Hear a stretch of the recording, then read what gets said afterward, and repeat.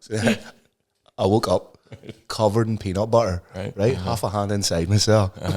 Oh, hell of a way to ruin a christening. Anyway, ladies and gentlemen, welcome along to The Bad and the Bandit, episode 24.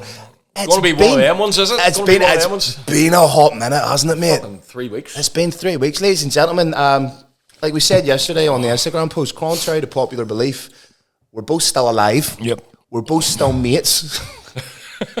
Barely after this morning's fucking antics. Why? What happened this morning? You were a cunt, mate. Oh, that was a cunt. This is how I know we're never going to get monetized. 5 minutes in, it's like, you're a cunt. But anyway, we're back. We're back. We both had... You okay, mate? I'm fixing my fucking chairs, all right? Just asking. Very fucking spiky today. Spiky bastard. Here, listen. I am. So, how was your week? Or 2 weeks? Or 3 weeks? Let's go. Let's go. Let's dive right in. Okay. I've been fairly busy, mate. To be fair, we were kind of like we were kind of ships passing the night for a good stretch there. All started with your travels. Let's go chronologically, shall we? Because that's how I've written it down. And if I deviate from that, I'll have a fucking meltdown. Just saying, mate, all right? I'm just saying, right? Structure is important, all right? Structure and routine are important, okay? Definitely important. What's been happening? Fuck all, mate. Oh, I've been away. Yeah. I was away. I was in Rome, mate. First time I've ever been in Rome. I got fucking lost in Rome, mate. That's horrifying. Did you kill the Pope? No, I didn't. I didn't even... So anyway, what was the purpose of your visit to Rome? Well, just to see Rome. Well, fucking in the hood, I think that cunt's a Roman in his past life, you know? Yeah. See, every time he's seen the fucking Colosseum, every time he even just looked down the street at it. Yeah. All goosebumps. Really? He actually said, I love this shit. He actually said, I feel like I've been here before. Ooh. I says, we gotta do mushrooms. Let's do mushrooms and sort this shit out. I honestly think that would be great. Yeah. Now, don't get me wrong, it wouldn't be fucking easy for him by any stretch of the imagination. He knows that. There's a lot of light in that man, but there's also a lot of dark. You know, so I think mushrooms would be an interesting sort of experience for him. Couple of grams. So the Colosseum. Talk to me about the Colosseum, mate. The Colosseum was there's it's a strange one, man. So surely, for aesthetically, it looks beautiful, but for stunning. What I think there'd be a lot of weight. It'd be a very heavy experience due to the amount of stuff that's going on. And we got see the tour we got to go on. It was like they all singing, all dancing once. So it was fucking 3 hours long, and we ended up down in the bottom where they all would have hung out and did a bit of training and stuff. Yeah. And then the bowels of it, so to speak. We seen the gate then at the walkout, man. That's a trip. Like fucking just hell. Looking right at it, just going. A wee moment that you kind of go, you get that feeling of just almost like being there for a split second yourself. You know what I mean? Because it's the walls of the very place are imbued with the energy of ground, everything. Yeah, man. And like that blood soaks in, man. There was an interesting place we went to the day after called. Now we went to the catacombs, which we're dead on. We're just underground tunnels. What a fucking review! Went to the catacombs. How were they? They're on. But. No, and they were dead on. All right, but the fucking big one that day was there was a crypt, right? 4,000 fucking dug up monks, and they've made them in the pattern, so the pelvic bones and shit. They've made them like butterfly shapes and shit, right? So they've essentially made a collage out of bones. 4,000. The remains of 4. Fucking weird, man. Some of them are so the full body ones are kind of hanging with the habit on them, the shroud or whatever it is over them like that there, and they all look like Grim Reapers, sort of hanging off the wall forward like that. But when you look up in, you saw their fucking skin still. Or you can actually see how some of these people looked. Is there still is it still a bit preserved looking? Like mummified or something? You know what I mean? But fuck, it's creepy as fuck, mate. I said to my ma, you were going to Rome, obviously. That's lovely, by the way. So I said to my ma that you were going to Rome, and she was like, "Oh, what are they doing?" I was like, "Well, they're really, really looking forward to going to the Colosseum." My mum was like, "I have been to Rome before myself. Didn't go to the Colosseum. Just the amount of bad stuff that happened there. I just don't think I'd feel comfortable." I was like, "So what did you do? What did you do, Mum?" I was like, "Oh, I went to the Vatican." Huh? Hold on. Let's fucking break down what you just said. You wouldn't be comfortable with the amount of bad stuff that happened in the Colosseum. So instead, you went to the Vatican, where no bad stuff has ever happened.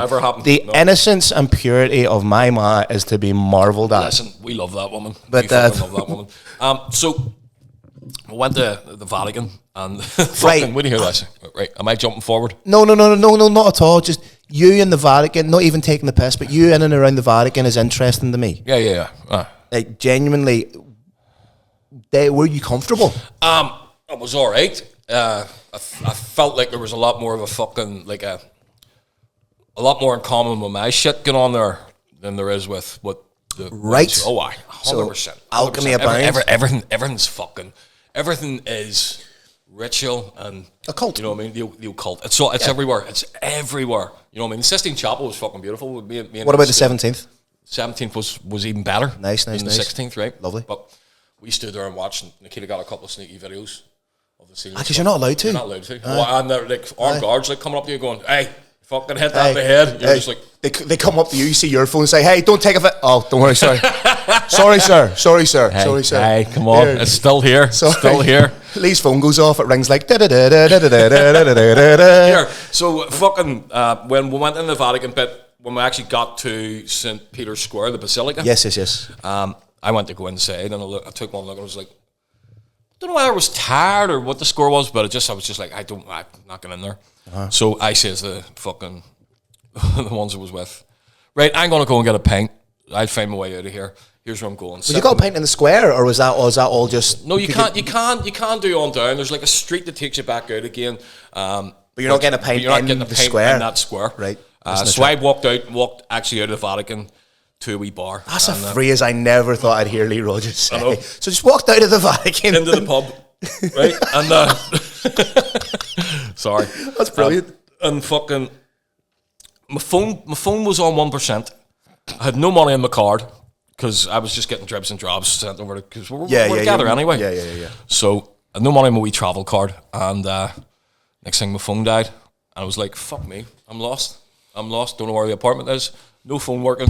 None of these cunts will give you. None of these cunts have a fucking charger for that. Put it that way, right? Yeah. Right. In buzzing metropolitan room. So I was fucking. I said to myself, "That's it." I was fucking actually starting to get properly worried, which isn't like you. No. Because like I say, no money, no fucking battery in my phone. How am I going to sort this out? So I was starting to look for cardboard boxes and stuff. Just going to start living rough. Look for somewhere to move into. I was just hooking about for a wee cheap guitar. You know what I mean? Fucking make a few quid. So anyway, I went to say, I'll go and sit just here in this wee bit of rock here, and I'll just watch all the people. There was fucking tens of thousands of people coming out, Phil. Yeah. I was like, I'm never seeing these ones. That's it. I'm lost. Never again. Rome has me. Rome has me now, right? So I was starting to sweat and all. I was like, fuck me. That's it. I'm properly lost. And we sad face and I was just sitting there. Phone not working. And then I looked up and seen this wee green dress. That's Nikita. So I fucking bounced across and I was like, I like a puppy dog. Oh, God, I didn't give a fuck, mate. It was the longest fucking half hour of my life and I didn't give a fuck. God love you, mate. I was properly lost. We Lee lost in Rome. I know what I was going to do. I was going to have to get a taxi to around about where the apartment is at the Coliseum. Get your man to wait while you ran up. No, I was just going to get him to drop me somewhere random and run like fuck. that was what was going to be. Oh, fuck. But here it was a good time, man. I was glad to get away. You went to the Irish bar as well, like any good. I would hear this. Mate, that's my fucking thing to do. You see, if I go anywhere, I try and find an Irish bar. Just because they're Irish themed bars, mate. They're not. They're not Irish bars at all. But a pint of Guinness somewhere. There's not one Irish person in it. No. Me and Ian the Hood fucking decided to get a couple of scooters out. Right. Which is dodgy as fuck, mate. Oh. Them roads are a nightmare, and the scooters are fucking proper. They're like fucking proper vehicles, like they're fast. They go up to about 30k. So me and him got one of these out. Shot across. We'd already had a few whiskies. We'd done our whole day. Got to the apartment. Had a few whiskies. Mom, I'll go and get scooters. Got the scooters.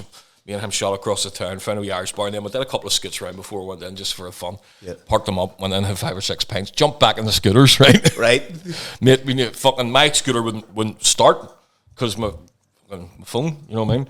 And you have to pay on your phone, don't you? You have to pay on your phone. So my phone's fucking glitchy as fuck. So I ended up jumping on the back of Ian Mahoods. Fuck me, man. When you ended up underneath the fucking wheels of a bus. So you're riding bitch. I'm riding bitch. On an electric scooter. With my fucking head on his shoulders. Ian! Flies and all catching in your fucking teeth. He's laughing like fuck, foot down, skidding and all. Like, what the fuck? Come on, what are you at? That's a bus! That you survived. Survived. So all in. No, it was a great experience, trip, mate. Great trip. There's no reason ever to go back. Once you've seen all that, is it a one and done kind of experience? One and done thing. If you're going back for a walk around and a chill and eat some good food, but once you've seen all the core of it, you've seen it. You know what I mean? I would want. That's the first fucking actual holiday I've been in a long time. Aye, because the likes of you and I don't really do holidays because we get away going to places because the nature of the work. So people often say, and it's not the same. It's not the same. When you're away, you are working, but then it's the travel I fucking hate. You hate the travel, although you had a fucking belter time. It's not like you to get a bit of time outside of work time to do shit. I went to China. It's a good name for the podcast. What's that? Found in China, lost in Rome. Oh! Do you hear that? You hear that, Jackie boy? Lost in Rome, found in China. There we go. That's cool as fuck, man. There you go. Well done, you, mate. Thanks, mate. Well done. That's fucking inspired. But so, for those of you that don't know, I was in China for work, working for Brave Combat Federation. Brilliant MMA organization. And also, for those of you who may not know, China is fucking ages away. It's literally other side of... It's on an entirely different continent. So, getting there was an absolute bollocks. Yeah. Did you sleep at all? No, mate, I don't sleep on planes. Do you not? You fucking raw dog? You just sit there awake, looking at your phone, looking at fucking the wee shopping magazine. Watch a movie. Mate, I'm asking questions and all about the wee shop magazine that I don't even care. I'd be like, so is this a DKNY? Is it all leather purse or just is it ethically sourced? No, not for me today. Funny and 5 seconds later, bing bong. I'm like, hi, I just want to check the Armani glasses. Now, is that 900 up front, or I'll maybe can I pay it because I'm on the plane for that long? By the time I've got off this, could I have paid it off? But right, so fucking hell. It was I can't sleep. I can't get comfortable on a plane, just whatever. Right. And then as soon as someone puts their tray or their seat back, you've about 12 inches to yourself there, and that's and you can't rest your head on it. You can't do anything. But it's a long out flight. But being there, it took me ages to get there. The flight plan was Dublin to Amsterdam, Amsterdam to Shanghai, Shanghai to Zhengzhou. Going there was 23 hours total. Fucking hell. But once I got there, I was kind of time zones and everything, so I wasn't really in a position to sleep or anything so I was kind of like went for a wee walk and everything. A beautiful, beautiful city. The next day, we were taken to the older part of the town. Mm-hmm. We did a wee promo. It looked great. Oh, it was fantastic. It was a really cool little promo. It was me doing my sort of ladies and gentlemen, we're live in China. Fights. So I did that and everything. Deviating slightly, but one thing that I have noticed when people are doing anything, a social media thing, they'll say a word wrong. Right? Uh-huh. They'll mispronounce a word or say a word wrong intentionally to curate engagement, because there will be people in the comments. As soon as you say one thing wrong, people will be like, actually, it's pronounced such and such. And engagement doesn't matter. So I purposely mispronounced the word. Right, okay. And I don't know if anybody will notice it. If you watch the promo bag, if you can find it and see if you can find the word I mispronounce. Right. Is it a Chinese word? No, it's not a Chinese word. Right. And like fucking moths. There's a challenge. Let's do that. Like moths to a flame. The comment section blew up. Did it? Actually, I find it's pronounced. I think you've mispronounced. Actually, the correct pronunciation is. I'm like, oh fuck! What is it about these people that want you to pronounce shit right? They're sitting there fucking. I did it fully intentionally. No, I was at. But so did that. Got back to the hotel. And one of the coaches of one of the fighters, Masood Jafari, lovely guy, Iranian coach, one of the loveliest men I've ever met. He spent a lot of time, 20 years in China learning kung fu. Right. So he was sitting with a monk, kung fu monk from a Shaolin monastery. Temple. And I got chatting to him, mate. And that's a dream of mine, man. To go to a Shaolin temple. And I know that I don't know if that's a wee bit too heavy or anything for the podcast, because usually we're known for talking shite and being lighthearted. But fuck me, see, just an hour chatting with that man was transformative. Was it? He was just his insight, and the way we think of martial arts as fighting. We think of it as getting a job done. We think of it. There's no other element. There's an A to B with martial arts for especially former competition fighters. There's an A to B. It's the quickest route to finish. But listening to this man and just sitting for an hour was incredible. His perspective on martial arts as a lifestyle, and the nuance and beauty and the transferable skills to day, it was just like he spoke to me, and I'm not going to get into it, but he spoke to me about a principle called the stick, the rope, and the whip, to do with striking in MMA. To do with striking in general, and then the transferable elements of it. And it was, if I was more eloquent and more in tune, I'd be able to describe it properly, but I'd make a hash of it. But I came away from that conversation like, Jesus Christ, to the point now where I'm looking into maybe going for 2 weeks. Yeah, mate, that'd be good. Just fucking my phone in a corner. As much as I would love to go with you, I think that's something you would have to do yourself, man. Also, mate, I think after a day, you'd be like, is there no chance of a pint? What the fuck? Are we only training? Are we not going? There's nobody's going for. Is there not an off license? Or look, I've got it. But yeah, mate, Master Lee, his name was, and he was exact same name as me. Named after you, I heard. Master Lee. But mate, it was incredible. Really, really enjoyed it. The show was fantastic. Yeah, I mean, it's one of so.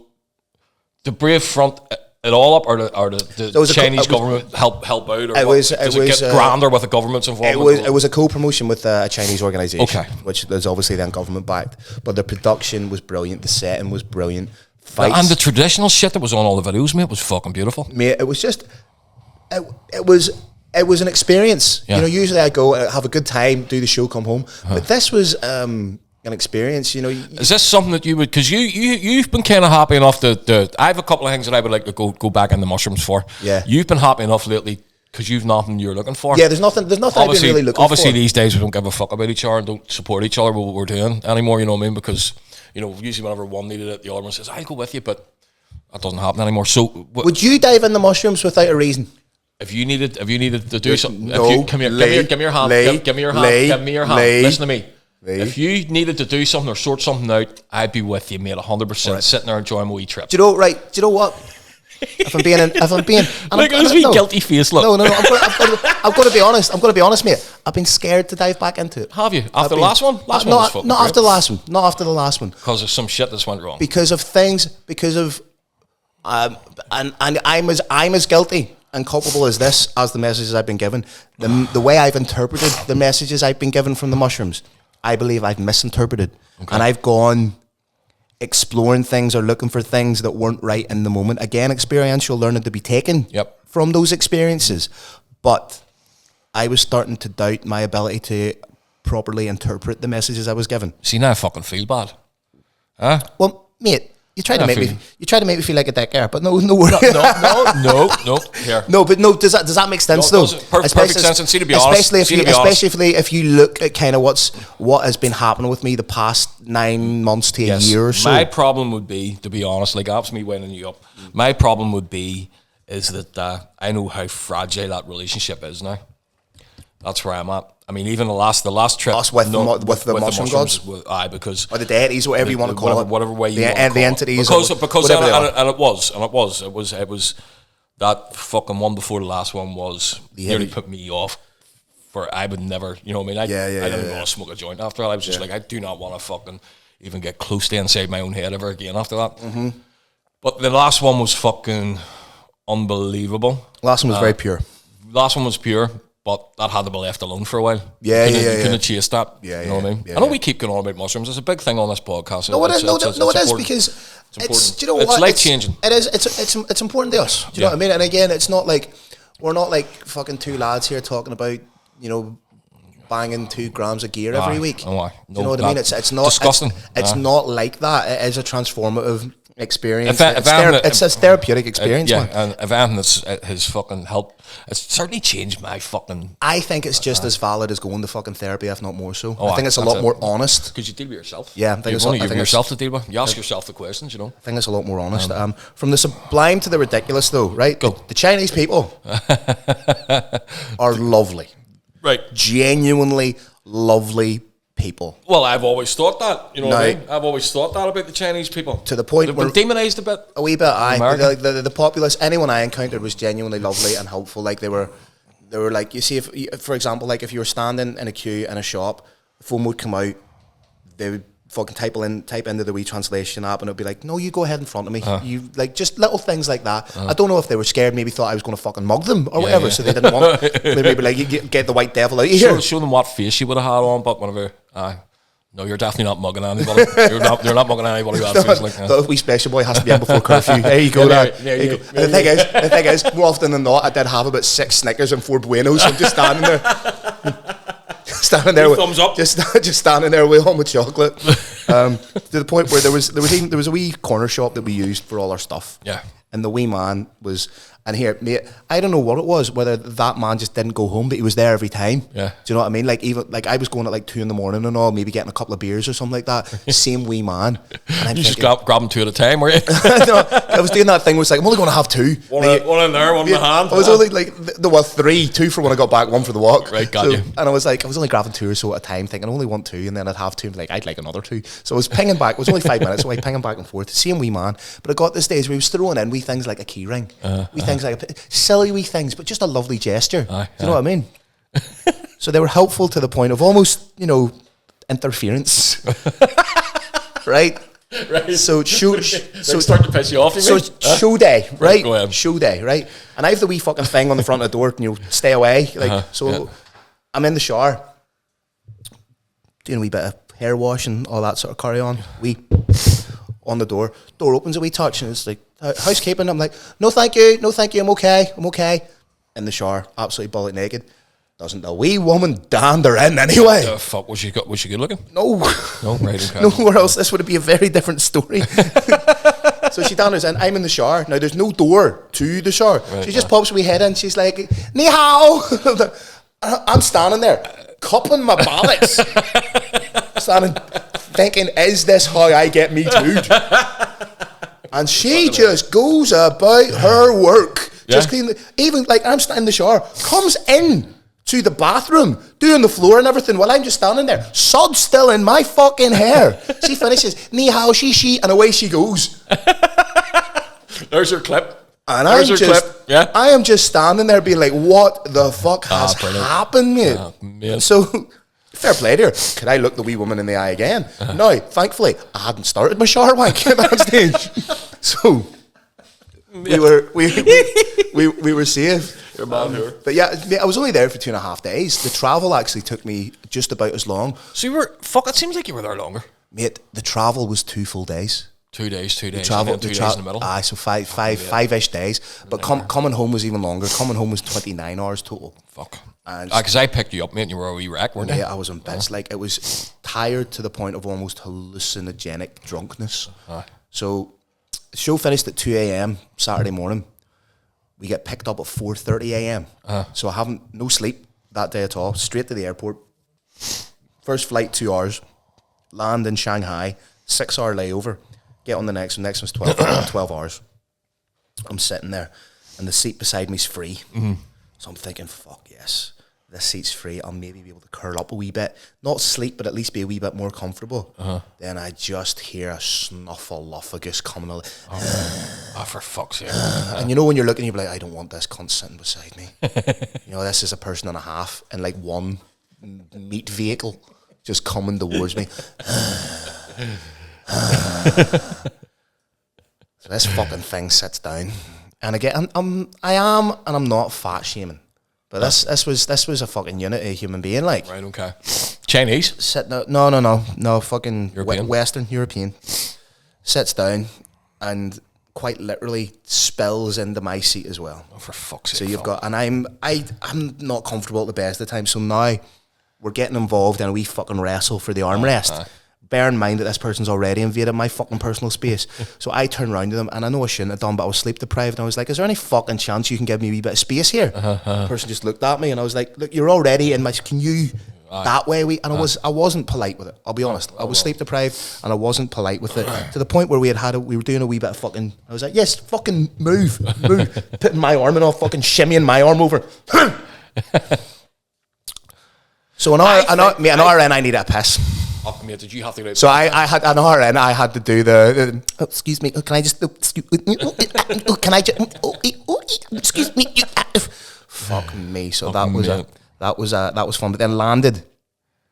You picked me up. Thank you so much, man. I've never been as happy to see you in my fucking life. When the wee Audi of fucking destiny pulled up, got a wee beep at fucking beep. 4 a.m. Beep beep. What I been saying? Let's go down the fucking hell. So went back. I didn't even get to go straight to bed because I promised my brother-in-law, my darling brother-in-law Colin, who I love to death, that I would watch WrestleMania with him. Right. Now, again, for people who Colin's a recurring character on the podcast. Or Damien Corvin is one of Europe's top independent professional wrestlers. Yep. So a huge wrestling fan. He watches all the calls. He's a real student of the game. His sort of interaction with wrestling, or his relationship with wrestling, would be the same as my relationship with MMA. Aye. He's that in depth with it. Only we'd kill him. Yeah. only let's be honest. I love my brother. My brother-in-law's a big dude. He's allegedly 6'1", but the same head as me. 200. Don't tell lies. 240 pounds of like pure muscle. Is he a threat to me? Is he? Fuck. But we're only joking. I'm only joking. Only joking. Only joking. But so sat down, and I love watching wrestling with him. Aye. Because I get to ask him questions Aye. about the psychology of it. It's not just sort of like, no, John Cena. So tell me, like, I've always wondered this. They can do whatever they want in the ring, but they know who's going to win before. It's called who goes over. So right, going over means that you win. Right. So they will know that before the match begins, and they will craft the narrative in the ring. They will sometimes in the ring, depending on, like, they'll have a brief outline. Like, so you start beating me up, then I beat you up, but they can do what's called calling an audible. So if they're getting something from the crowd, they can be like, okay, we're going to do this, or they can change it on the fly. So see when they're in those like lockups at the start, they're having wee chats with each other. We just like, how's your day going? Are you all right? Jesus, you smell lovely. Put me into the ropes here. So was that your gay voice? No, it was my wrestler voice. Very similar to your gay voice. Well, here, listen, make what you will of that. But so I love watching wrestling with him just because I get to ask these questions. It's almost like a wee peek behind the curtain, into the psychology of it, and I find that fascinating. So I watched WrestleMania with him. Eventually, at 6 a.m, got to sleep, and mate, I'm still not recovered. So to answer your question, China was good. Right. Sorry, I went on a fucking tangent there. That's all right. Man, I haven't said a word in fucking 15, 20 minutes. Jesus, are you good? I'll be honest, I'm still a wee bit tired. I'm still a wee bit... like jet laggy? Like you should be sleeping there or what? I didn't think jet lag was real until... What? Because I'd never really suffered it. Every time you go to the States around, mate, it's a nightmare. Only in now, sort of like from about 33, 34 onwards, that I feel it. Right. I would have been able just to go somewhere, have a nap, get up, function, come home, quick nap, get up. See, you're like me, mate. We'd be nappers, like. I fucking love it. Just getting that 15 or 20 minutes of myself during the day. Get the head down, then you're up, refreshed, you're revitalised, ready for half an hour later. You need an RB nap. Yeah, but that's fine. That comes with age. That's fine. Like I love a wee bit of nap time. I've had fucking the worst teeth for weeks, mate. I was just about to say, you have the loveliest smile at the minute. It's because I got my new fucking teeth all sorted. You got your new teeth all sorted? I had, God love them. Like, I went to see them yesterday, and I need all my fucking wisdom teeth out. Everything's fucked. Your face and bits, is it? And I said, and I looked at him. You must have seen my wee sad eyes, mate, because I looked at him. You know, my wee broken plate. Aye. It's been broke for about 2 months, is around. You can do what there? We Oliver bacon, you know. Please, sir, may I have some teeth? Oh, God love you. Well, just stare at me. I look like a fucking inbred redneck at the minute. Can you fix him for me? So he took him off. He says, because you got bucked about by your last. Aye. Dentist. I did. I think he did half a job and retired. I think half the time half the time a lot of dentists now are trying to get as much treatment out of you as they can before the actual get to the root cause of things. You know what I mean? Mate, if that was an intentional pun, you saying the root cause, do you like that? That was outstanding. Now I don't think you meant it, but claim it. No, I did mean it. Well played, mate. Well played. I'm not that smart, mate, to be honest. So I've had fucking dental pain, and it's been the worst because your whole head's sore, and then you get to a day where it's not sore, and you're thinking, I beat that. That's away, and then the next thing you're like, you haven't. Apparently, when you swell up, there's nowhere for it to swell because bone and teeth. Oh, okay, the pressure just shoots up in the air. And there's nothing you can really do with tooth pain. No, well, I'm on antibiotics now as well, so fucking I've been a wee bit fucking not slow, lethargic. Because you came in yesterday and you had 18 or something amoxicillin. I was like, mate, can I just get the? can I get two? You were looking two of them. Can I get two of those? You're like, what for? Nothing. In cases. Just to have two in case I get sore teeth. A single man should always have a supply of amoxicillin. And here's say no more about it. Here's how to take them. If you need to take them as a single man, you take all 4 at once. If you ever get really bad tooth pain as a single man, you bang 4 at once. Now, it will give you the fucking explosive shit. Yeah, but your teeth will feel better. Only heard this now. Obviously, this is the rumor. You know what I mean? Your teeth will feel better. Yep. And you'll be red as a rain by the end of the day.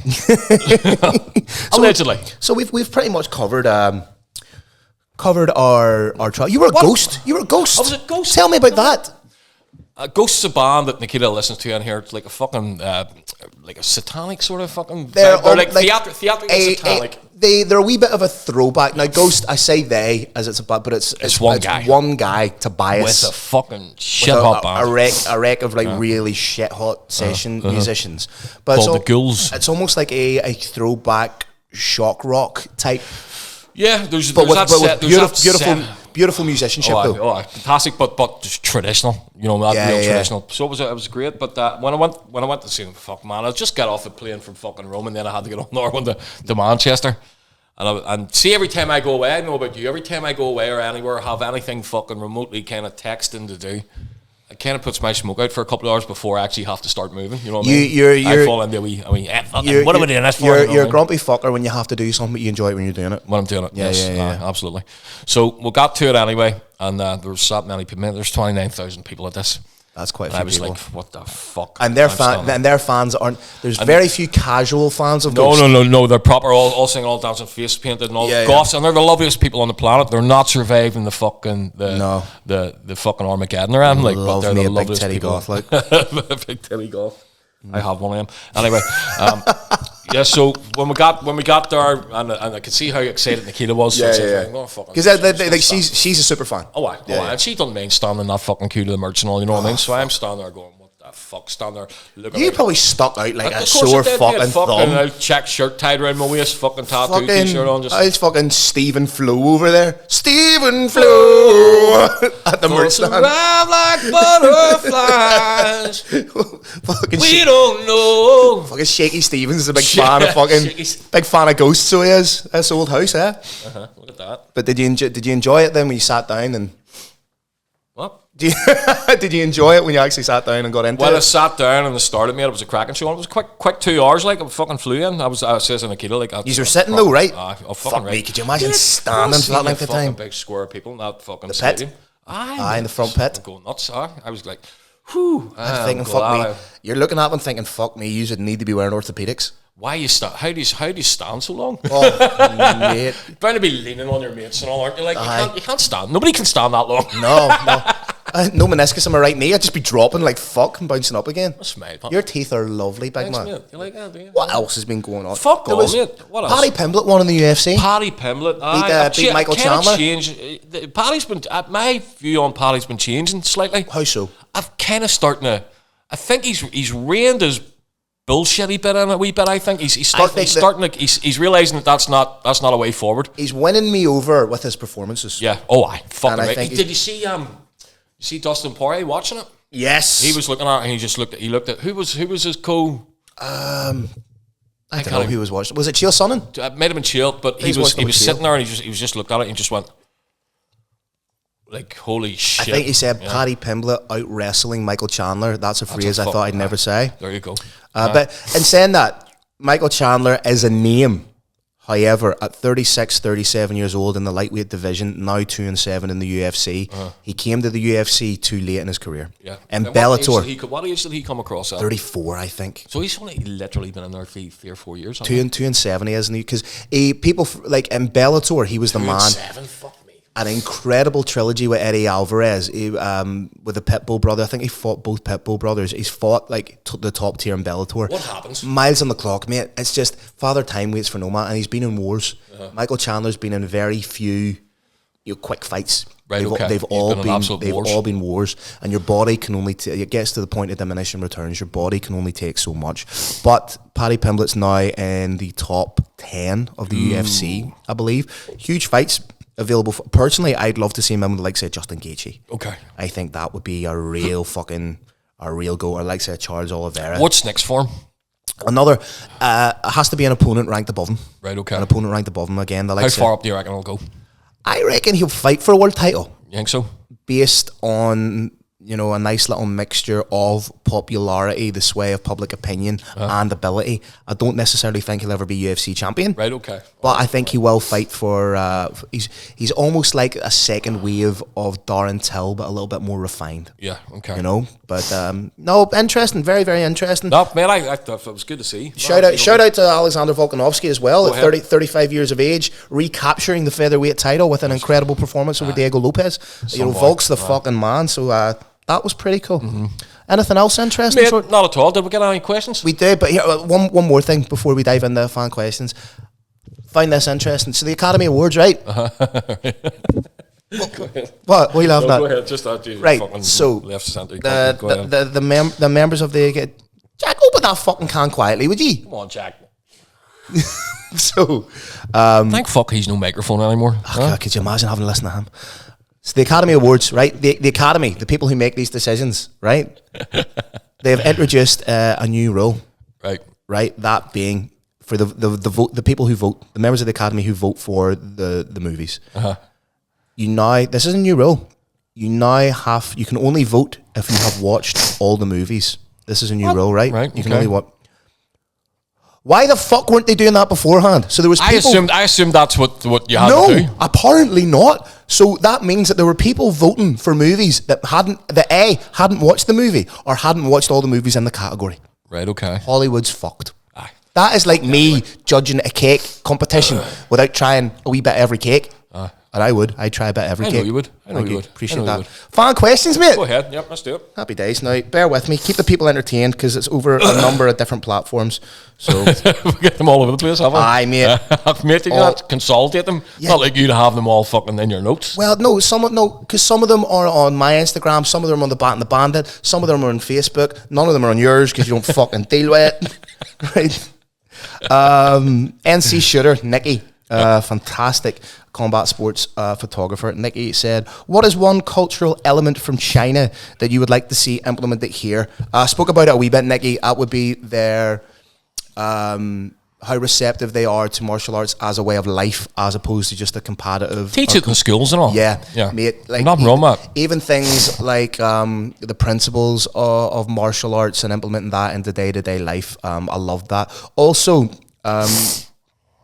the politeness of the populace because it's something that I don't really think exists here anymore. Yeah. I would like to see better special fried rices. Next question. Go ahead. Fuck's sake, Lee. Go ahead. Ethan Sharkey, fantastic young fighter. Top prospects to look out for in Brave. Lee, go ahead. Go ahead, Phil. You're the brave guy. Fuck, it's not for me to say. There's some incredible talent coming through Brave at the minute, Ethan. Who's in your... Eliezer Kubanza is fucking incredible. Just a powerhouse, undefeated southpaw, one-punch knockout power from the Congo. Now fighting out of Soma Fight Club in Bali, Indonesia. As a young man, he's undefeated, all finishes. Right. All but one in the very first round. From Congo, now trains in Bali. Shit, okay. Yep. Bali have a good train. They have Bali have a Soma Fight Club in Bali is incredible. Okay. Shout out Big Mike and Yusuf Webby. Brilliant. But as a teenager, he competed in the indigenous martial art Mukumbusu. Which is street fighting. Okay, which so is just essentially the worst shit you can do to somebody. bare-knuckle MMA, right, okay. where they would essentially bring a 17... Eliezer Cabanza is now 26, but 16, 17 years old, he was being taken from township to township to fight the toughest guy they had. 150 shit, 150 fights, never lost. Holy shit. Never lost. So Eliezer... How comfortable is he in the cage? Mate, you see, because now... He was at the beginning of his career, he was just a fucking powerhouse striker, dangerous man. Now that he's over at Soma Fight Club in Bali, his defensive wrestling is amazing. He's a welterweight or a super welterweight, but he's training with and knocking out light heavyweights. So this guy's incredible. Really, really like him. William Strain, another fantastic combat sports photographer. What set of items would you buy just to make the cashier feel very, very uncomfortable? Marigolds. Right. KY jelly. Right. And a melon. So they would just be like, Mr. Rogers, another weekend, big lad. So go ahead. 24 pack of harp. Right. Why harp? Go ahead. Anyway. Go. Very liquid. Right. Box of latex gloves. Set of nappies. Right? Fuck me, Phil. But I would have the exact change for the harp, the gloves, and the fairy liquid. And they'd tell you the total, and you'd be like, fuck, I've only enough for 3 things. I'm going to have to leave one thing back, take the nappies and leave them back. Just to see the person's fucking face. I'm going to have to leave one thing back, take the nappies and leave them back. Mate, how long do you think about this? You think about this all last night? Where you come? Huh? Right, I'm going to have to start reading these questions. I just think I would fuck with him. Muhammad Ali, the artist, the lovely artist from Bahrain. No question, but I'm making another painting for you and Lee Rogers. Which I think's well sweet. So Muhammad Ali, you gentleman, thank you so much, Mr. Do you know what? It is nice. We've had a few listeners and a few friends make a few bits and pieces of art for us, and it's really fucking cool. We've another one winging its way from New York apparently as well. That's lovely. We'll have to get some of this shit up. We will. Yeah. I think that's a great idea. Batting the bandit wall. Any artists who want to do some shit for us, that wall behind Phil, we're going to fill that up. Big RNC, Arnold Carter. After Paddy's dismantling of Chandler, does he get a shot at a top 4 opponent next? Hopefully Charles. We've touched on that a wee bit, Aaron. Good shout. Like I said, personally, I would like to see him fight Justin Gaethje, because I think Justin Gaethje is the kind of fighter that will just be in his face from the get-go. There'll be an unrelenting kind of pressure, and I want to see if he can cope with that. So for me, personally, I'd like to see him fight Justin Gaethje. Yeah. What about you? What do you think? For Pat. Yeah, but that's a good shout, actually. Very well. Was he looking at him to fight Charles, was he? Charles Oliveira. Charles Oliveira. Which again, from a grappling point is that possible? Will he do it? 100%, yeah. 100%. Could that end up on a thing? That could end up happening, yeah. Right, I think that'd be, because Paddy's jiu-jitsu is fantastic. Yeah. Absolutely fantastic. His striking's unorthodox, and I think that's what catches people off. But him and Charles Oliveira, I think, has most submission wins in the UFC. So that would be a real nice sort of clash of styles. Kerry Boyce, friend of the show, Kerry Boyce. We love Kerry. Why did The Last of Us do us dirty like that? If you don't watch it or you haven't watched it, just ignore me. Have you seen it? Have you seen it? I haven't even started. Holy fuck! Is it good, mate? It's what cordyceps would do if you were a few degrees hotter, or a few degrees cooler as a body. Cordyceps can take hold. Yeah, right? So it's the whole story of it is there is a parasitical fungus that has enveloped the world. It's a end of days type thing, except this parasitical fungus or fungi takes over the host body, and it's almost like a zombie type apocalypse type thing. But it's fucking great. Pedro Pascal is in it, and I like Pedro Pascal. I will have to watch it. He's fucking unbelievable. But the last episode there, season 2, episode 2, something happens in it that fucking stopped me in my fucking tracks, man. Right, okay. I'm not going to it for anyone that's not watched it, but Jesus Christ, Kerry, I'm with you. I'm gonna watch it. I was a man in bits. Speaking of Kerry, we got the news that a couple of songs are going to end up on Revival. Have we spoken about this? No, we haven't. Have we not spoken about speak to Am me. I allowed to? I don't know. Should have maybe keep us for a week, maybe next week. You've already kind of said it, but I know. Should we leave it for the? We'll leave it for the next one. I think so. Let me find out if I'm allowed to talk about it yet. Another question. We'll do two more. Another question. Phil, are you single? Who's that from? Show me. No names. No names. Was there no photograph? No, I'll fucking show you after. Right, okay. Cool. Yes, I am, very much so. Not so much single and ready to mingle as single, ready to bucky, lie silent in bed, desperately hoping that you leave. So if any girl is interested in that, hit me. Hit me up. So it's a nice slow start of the day. Let's ruin each other's lives. Final one, Big Paul Shannon, Time Coffee House in Ballyclare. When are you getting Big Aaron Wallace on the show? We should get Aaron on. Open invitation to Aaron Wallace. Absolutely love the man. There's a few people. If Aaron wants to come on as the next guest, yeah, because Aaron's doing great things. To be fair to him, one of the busiest men I know. He is a supplement sommelier in NI Supplements up in Belfast. He is the head of regulatory affairs for the International Mixed Martial Arts Commission, newly founded commission here in the north. And he has also started his own business, Hobby Builder, personal training business. So it's more a case of would Aaron have time? Yeah. And also, how damaging would it be to Aaron's brand to come and have a conversation with us? We will be very gentle. We'll be very gentle. I feel like that was a nice, easy one for me, mate. Thank you very much. You do okay, man? Yes, that was a handy one. All right. Yeah.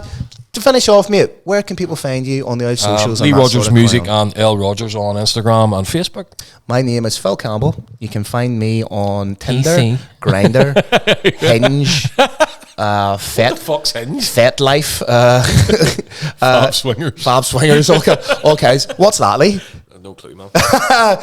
PC_commentary, Phil Campbell on Facebook, 07745. No.